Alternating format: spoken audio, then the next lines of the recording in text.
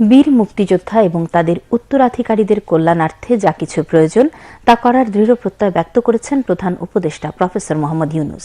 আজ ঢাকা সেনানিবাসে army multipurpose হলে খেতাবপ্রাপ্ত মুক্তিযোদ্ধা ও তাদের উত্তরাধিকারীদের সংবর্ধনা অনুষ্ঠানে তিনি এ প্রত্যয় ব্যক্ত করেন। প্রধান উপদেষ্টা বলেন, বীর মুক্তিযোদ্ধারাই দেশের শ্রেষ্ঠ সন্তান, কারণ তাদের জন্যই দেশ স্বাধীন হয়েছে।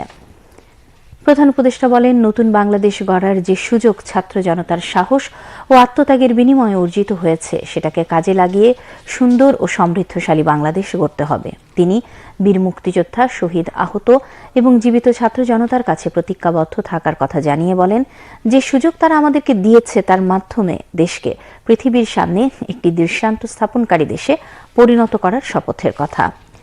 ছাত্র জনতার বিপ্লবের মধ্য দিয়ে এক নতুন বাংলাদেশের সূচনা হয়েছে উল্লেখ করে প্রফেসর ইউনূস বলেন, এ নতুন বাংলাদেশে সকল মানুষকে একটি বৃহত্তর পরিবারের বন্ধনে আবদ্ধ করা হবে। প্রধান উপদেষ্টা আরও বলেন, বাংলাদেশ সব রাষ্ট্রের সঙ্গে বন্ধুত্বপূর্ণ সম্পর্ক বজায় রাখবে। তিনি বলেন, আমাদের পররাষ্ট্রনীতির ভিত্তি হবে পারস্পরিক সম্মান, আস্থা, বিশ্বাস ও সহযোগিতা। মহান মুক্তিযুদ্ধে বীরত্বপূর্ণ অবদানের স্বীকৃতি স্বরূপ বীর মুক্তিযোদ্ধাদের কল্যাণে বিভিন্ন সুযোগ সুবিধা চলমান রয়েছে। বিগত 5 আগস্ট 2024 সালে ছাত্র জনতার বিপ্লবের মধ্য দিয়ে আমরা এক নতুন বাংলাদেশের সূচনা করেছি। এই নতুন দেশে আমাদের দায়িত্ব সকল মানুষকে একটি বৃহত্তর পরিবারের বন্ধনে আবদ্ধ করা।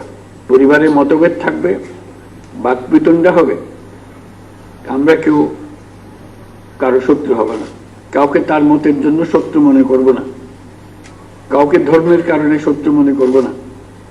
আমরা সবাই সমান, আমরা সবাই একই পরিবারের সদস্য, কেউ কারো উপরে না, কেউ কারো নিচে না।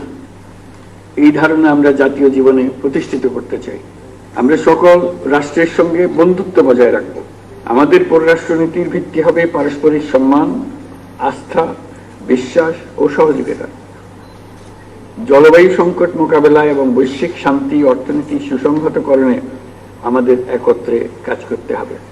নতুন বাংলাদেশ গড়ার যে সুযোগ ছাত্র জনতার সাহস ও আত্মত্যাগের বিনিময়ে আমরা সম্প্রতি অর্জন করলাম, সেটাকে কাজে লাগিয়ে আমাদের সুন্দর ও সমৃদ্ধশালী ভবিষ্যৎ গড়তে হবে।